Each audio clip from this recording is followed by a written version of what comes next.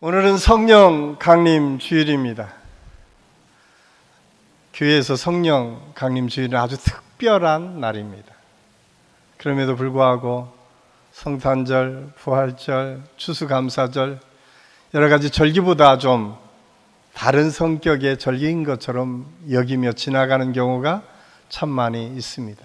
그래서 교회력 안에서 지켜지는 절기 정도로 성령 강림절이 지켜지는 경우가 종종 있습니다. 그런데 엄밀한 의미에서 보면 성령 강림 주일이야말로 교회 안에서 너무 소중하고 중요한 절기라고 하는 사실을 우리는 알아야 됩니다. 왜냐하면 이스라엘 백성들에게 성령 강림 주일은 하나님의 놀라우신 은혜를 깨달아 감사하는 절기였습니다. 그래서 모든 것을 주신 그 하나님께 감사하는 절기. 그래서 오순절이라고 표현을 하고 이스라엘 백성들은 그 오순절에 하나님께서 특별한 은혜를 주신다라고 하는 기대와 소망을 가지고 오순절을 지켰습니다. 뿐만 아니라 그 오순절은 그래서 하나님의 지혜가 임하는 절기다라고 생각을 해서 이스라엘 백성들은 다른 어떤 절기보다 더 중요하게 생각을 했습니다. 뿐만 아니라 성경의 역사를 통해서 하나님께서 이 땅에 교회를 세우시는 그 처음 출발이 이 오순절 성령의 역사를 통해서 이루어졌음을 우리에게 말씀해 주고 있습니다. 사도행전 1장 4절 말씀에 보면 부활하신 예수님께서 승천하시면서 제자들에게 말씀하십니다. 너희들은 예루살렘을 떠나지 말고 내가 너희에게 약속한 성령을 기다려라. 그리고 사도행전 1장 8절에서 오직 성령이 너희에게 임하시면 너희가 권능을 받고 예루살렘과 온 유대와 사마리아와 땅끝까지 이르러 내 증인이 될 것이다. 예수님께서 약속해 주십니다. 이 약속을 믿었던 120명의 믿음의 성도들이 두렵고 떨리는 마음을 가지고 마가다락방에 숨어서 간절히 기도했다고 성경은 기록하고 있습니다.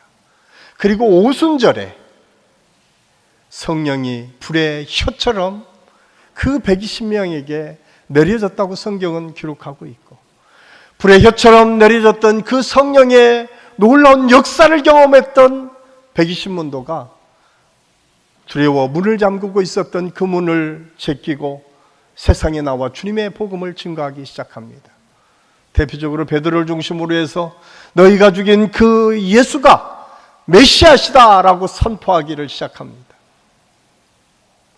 얼마 전까지만 해도 예수 믿는 사람을 어떻게든 핍박하려고 했었고 예수 믿는다라고만 해도 잡아 죽이려고 했던 유대인들이 웬일인지 성령의 역사가 불같이 일어나는 그 현장에 어찌할꼬 회개하며 예수님을 믿기 시작합니다.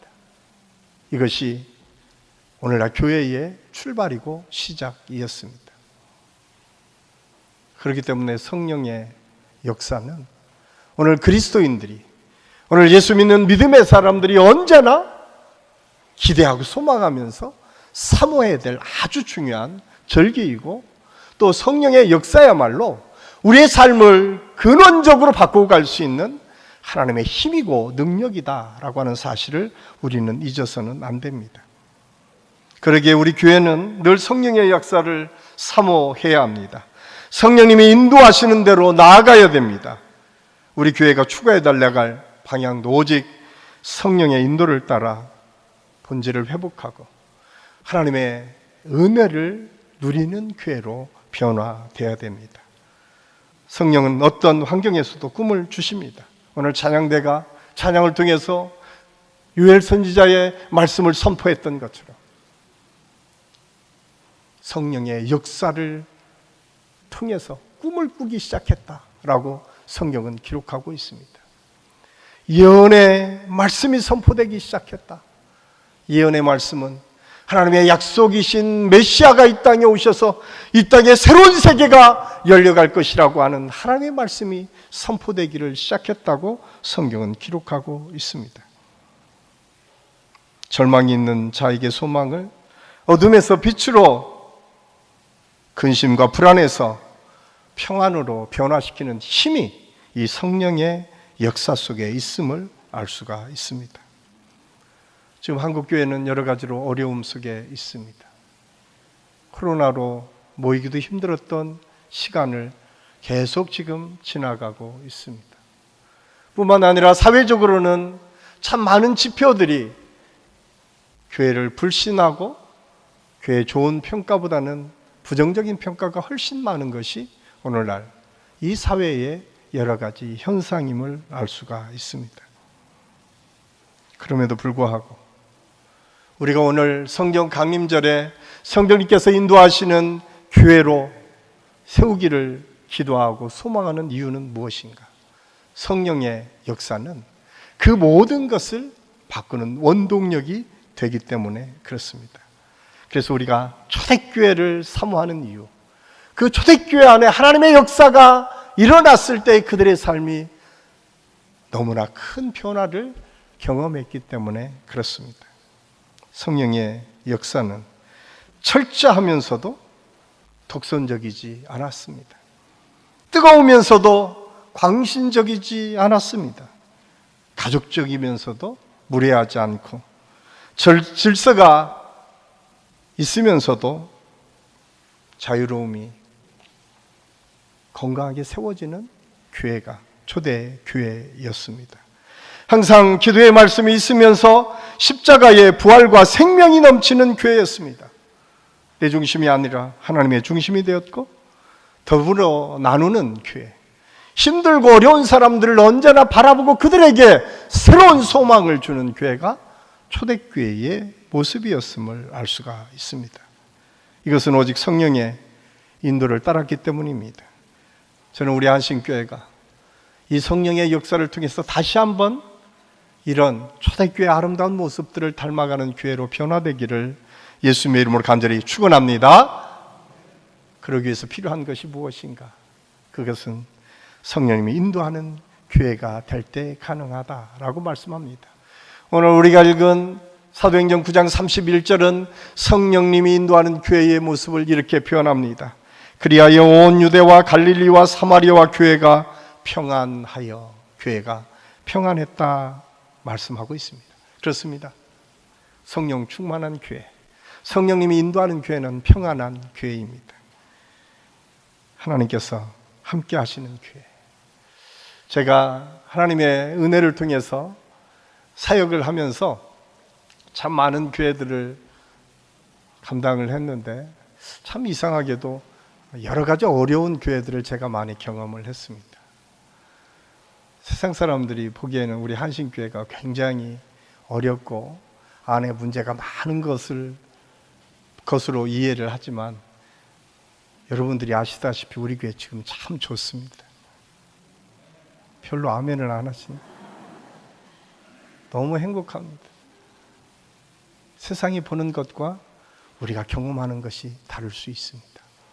성령의 역사가 있으면 그렇게 하나하나 변화되게 될 줄로 믿습니다. 하나님이 함께 하시고 성령님이 함께 하시면 반드시 평안이 먼저 우리에게 찾아온다라고 성경은 말씀해 주고 있습니다. 예수님께서 요한복음 14장 27절에서 이렇게 우리에게 말씀합니다. 우리 함께 읽겠습니다. 평안을 너희에게 끼치노니 곧 나의 평안을 너희에게 주노라. 내가 너희에게 주는 것은 세상이 주는 것과 같지 아니하니라. 아멘. 자, 시작. 너희는 마음에 근심하지도 말고 두려워하지도 말라. 아멘. 세상이 알 수도, 세상이 줄 수도 없는 평안. 예수님께서 내게 있는 것으로 내게 준다라고 말씀하고 있습니다. 예수님의 3년 동안의 공생의 기간은 결코 평안한 삶이 아니었습니다. 언제나 예수님을 공격했던 사람들이 훨씬 많았던 삶이었습니다. 초대교회는 우리가 생각하는 것처럼 평안했던 삶이 아니었습니다. 언제나 예수 믿는 것 때문에 공격받았던 시대에 많은 초대교회 성도들이 살았습니다. 그럼에도 불구하고 오늘 사도행전 9장 31절에서 그 지역에 있는 갈릴리 교회와 사마리아 교회가 평안했다라고 하는 이유가 무엇입니까? 그 평안은 세상이 주는 평안이 아니었기 때문에 그렇습니다. 어떠한 힘듦과 어려움 속에서도 지켜낼 수 있는 평안이었기 때문에 그렇습니다. 이 평안이 우리에게 필요합니다. 우리가 잘 아는 것처럼 이 시대의 가장 왕으로서 권력을 행사했던 왕이 로마 시대의 왕들이었습니다. 그런데 그 로마 시대의 왕들의 수명을 보니까 제가 그거 보고 깜짝 놀랐어요. 물론 지금보다 평균 수명이 굉장히 낮았기 때문이기도 하겠지만 평균 수명이 35세였다라고 합니다. 우리 이조 시대의 왕들의 평균 수명은 43세였습니다.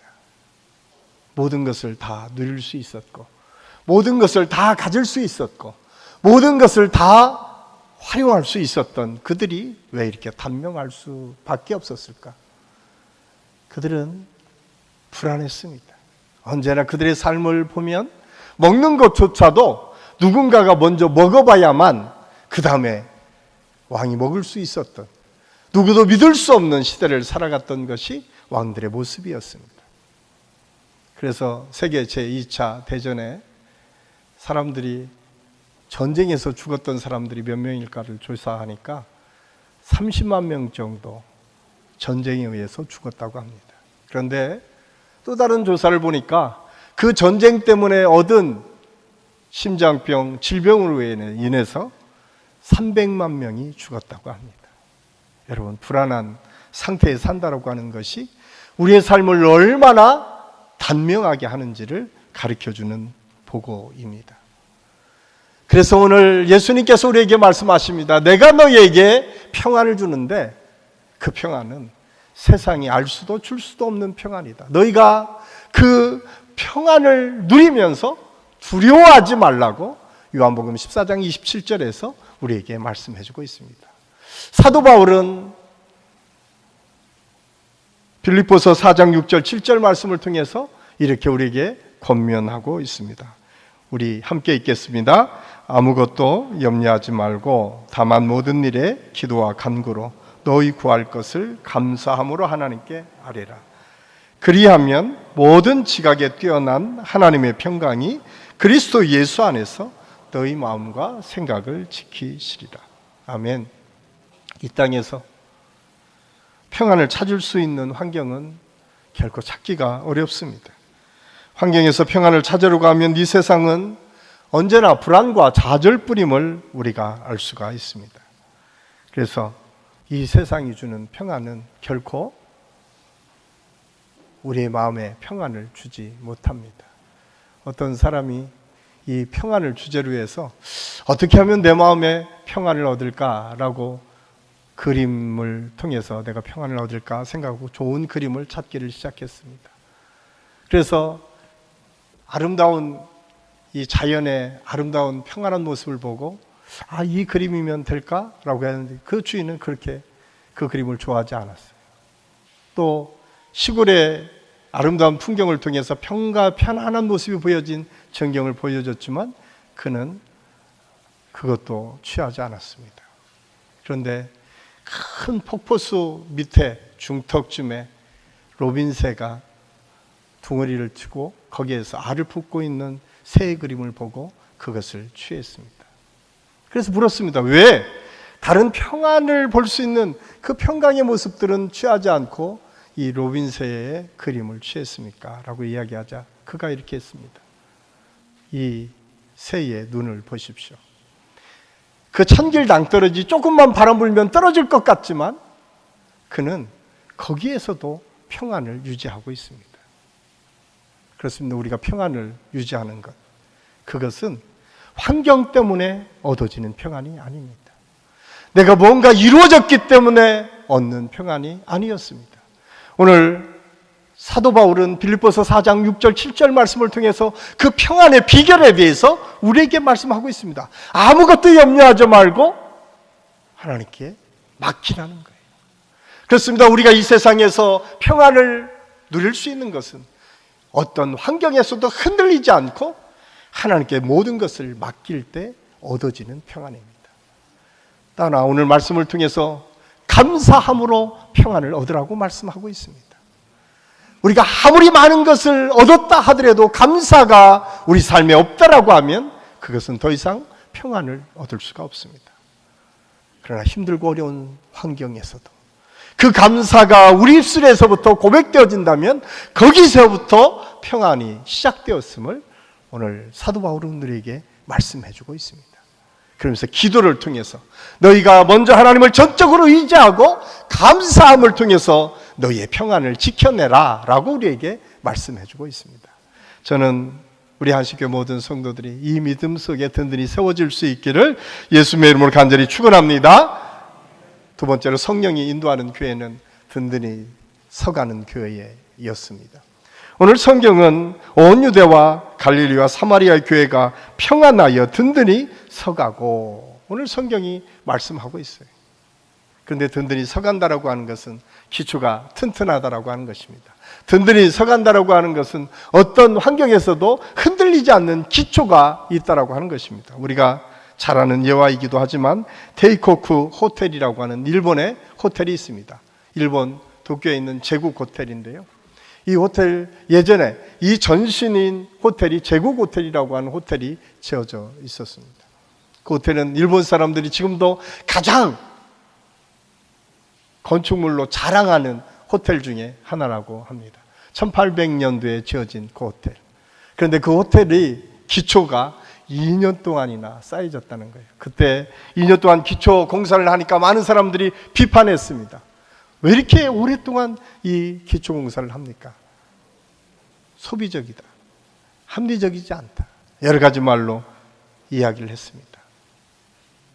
그리고 2년 후에 4년 동안 이 호텔이 지어졌는데 52년 후에 일본의 대지진이 일어났습니다.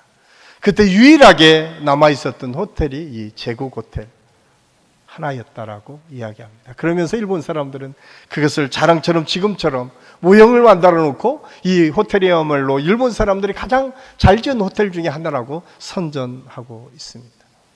그 이유는 무엇입니까? 기초가 튼튼해 있기 때문에 그렇습니다. 그렇다면 우리의 믿음 생활도 신앙 생활도 마찬가지입니다. 기초가 튼튼할 때 우리의 신앙은 흔들리지 않습니다. 우리가 본질로 돌아가자라고 하는 것은 말씀과 기도로 돌아가자는 운동입니다. 저는 우리 한식교회 모든 성도들이 여러 가지 일들도 많이 있지만 교회 안에 와서 먼저 우리가 사모해야 될 것이 무엇인가? 말씀입니다. 말씀의 은혜를 사모해야 됩니다. 먼저 우리가 나가서 해야 될 것이 무엇입니까? 기도하는 훈련입니다.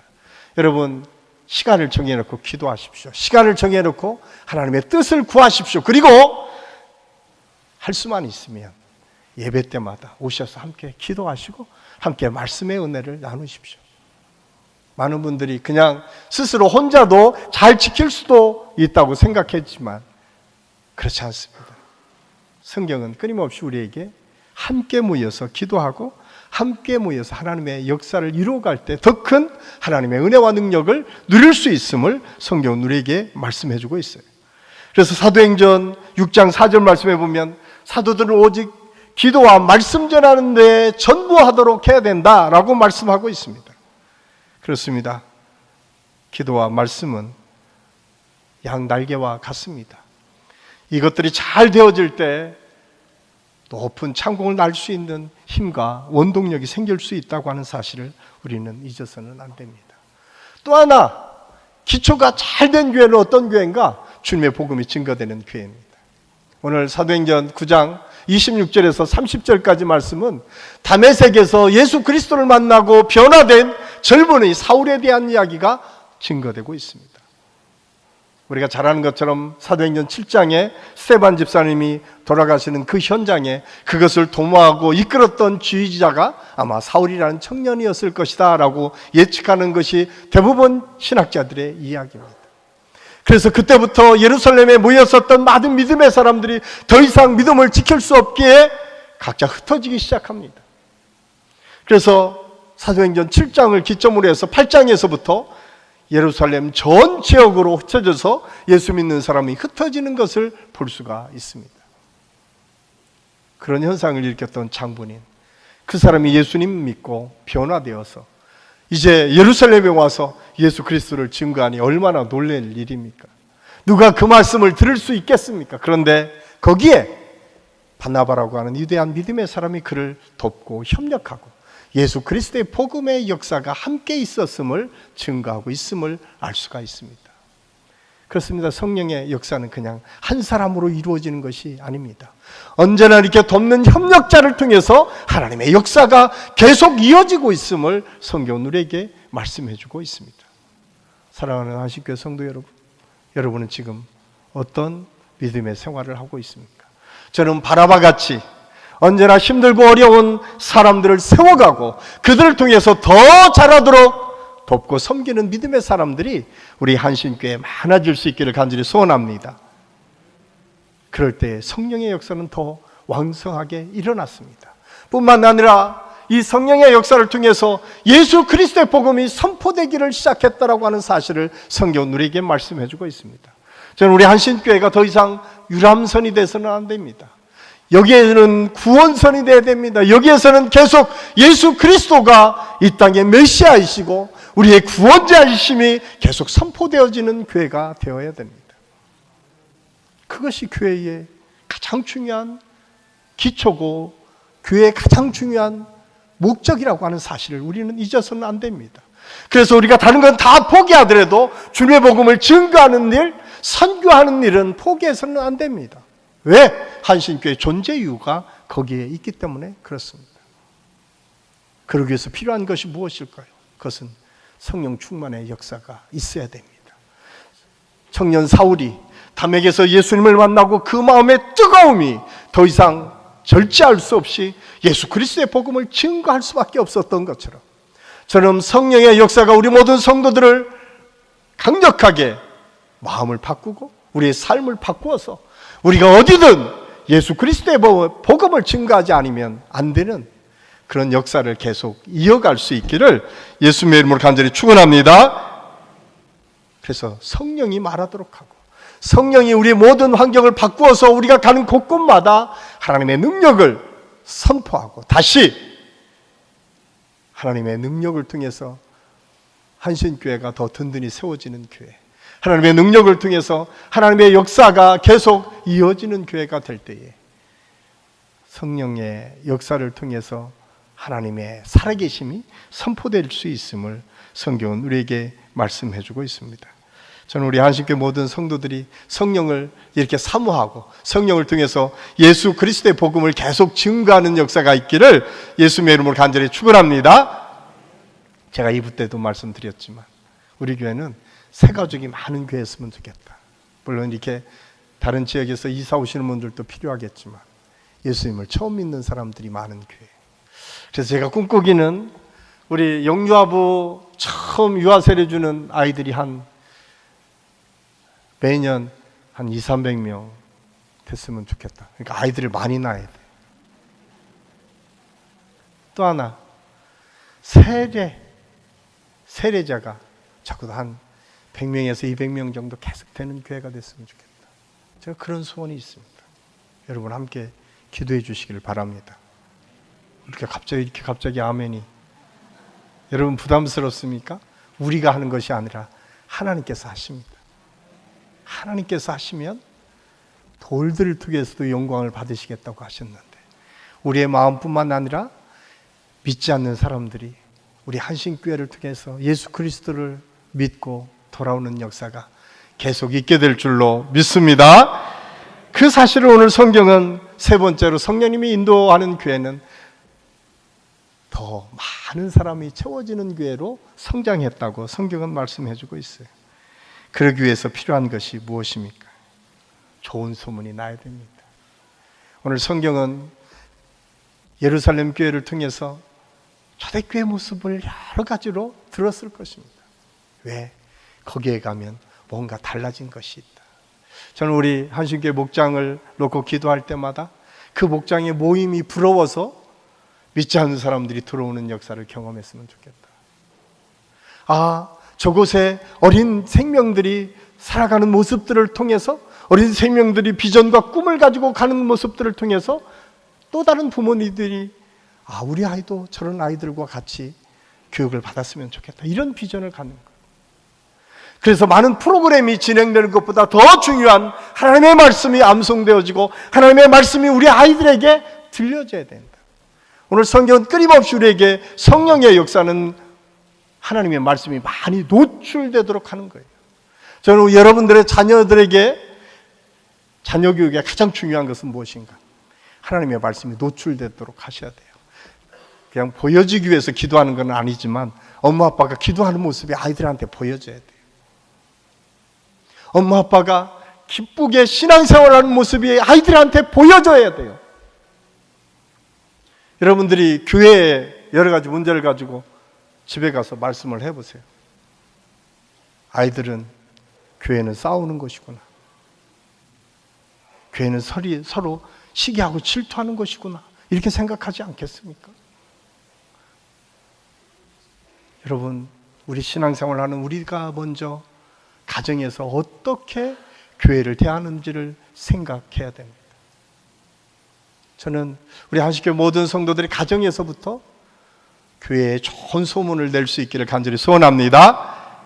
제가 기도하면서 여러분에게 늘 누차 말씀하는 것, 여러분들이 남편이 미워 보이면 뭐 하라고 하는 사인이라고요? 남편을 위해서 기도하라는 사인이다. 아내가 미워 보이면 아내를 위해서 기도하라는 사인입니다. 장로님들이 마음에 안 드십니까? 장로님들을 기도하라고 하는 사인이에요. 목사님의 설교가 은혜가 안 되십니까? 목사님을 위해서 기도하라는 사인이에요. 이렇게 아멘을 안 하시죠? 여러분, 기도하면요 바뀌어져요.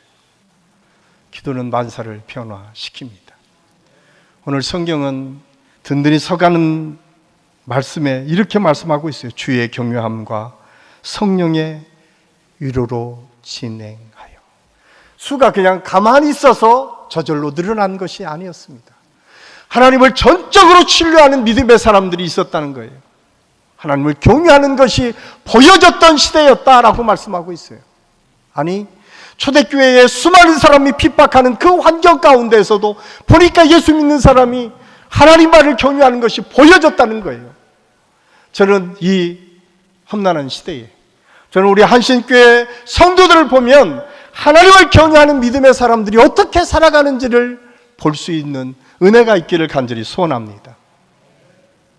어떤 환경에서도 성령의 위로는 끊임없이 그들을 위로하고 격려하고 세워지는 일들을 감당하셨다라고 하는 사실을 우리에게 말씀하시고 있습니다. 바라바인들, 왜 사도 바울의 문제를 볼 수 없었겠습니까? 그를 비난하고 비판하면 건수가 얼마나 많이 있었겠습니까? 그런데 그는 기도하면서 그의 그 영적인 힘의 있음을 깨닫고 그를 통해서 하나님의 역사가 새롭게 시작될 것을 기대하고 소망하면서 사도 바울을 세우기 시작합니다. 위대한 사도 바울이 어떻게 바나바라고 하는 위대한 믿음의 사람이 없었다면 있을 수 있었겠습니까? 그렇습니다. 여러분, 좋은 목사는 좋은 장로님들과 좋은 권사님들과 좋은 성도들이 있을 때 좋은 목사가 되어집니다. 좋은 장로님은 좋은 성도들이 있을 때 장로님이 될 수 있습니다. 오늘 성령의 역사는 그냥 하루아침에 몇 사람에 의해서 움직여지는 역사가 아니라 주를 경외하는 믿음으로 확신 속에 있는 믿음의 사람, 그리고 성령의 위로를 통해서 끊임없이 하나님의 말씀을 통해 격려하고 위로하고 세워주는 믿음의 사람들을 통해서 성령의 역사가 있었고, 그 믿음의 사람들을 통해서 점점점 확장되어지고 점점 더 하나님의 나라가 넓어지는 역사가 있었음을 성경은 우리에게 말씀해주고 있습니다. 저는 우리 한신교회가 그런 교회가 될 수 있기를 간절히 소원합니다. 우리가 꿈꿔야 돼요. 오늘 성령의 역사는 꿈꾸는 것이다라고 말씀하고 있습니다. 그리고 성령의 역사는 그렇게 어떤 상황에서도 흔들리지 않는 믿음으로 평안을 유지하는 것, 그리고 견고하게 세워져서 하나님의 나라를 확장시켜가는 것, 이것이 성령의 역사가 있는 교회인데, 저는 2022년 우리 한신교회 모든 성도들이 이 교회를 놓고 꿈꾸며 기도할 때 그런 하나님의 역사를 경험하게 될 줄로 믿습니다. 기도하겠습니다. 사랑의 아버지 하나님, 오늘 말씀을 통해서 성령님이 인도하시는 교회가 어떻게 세워지는지를 함께 생각했습니다.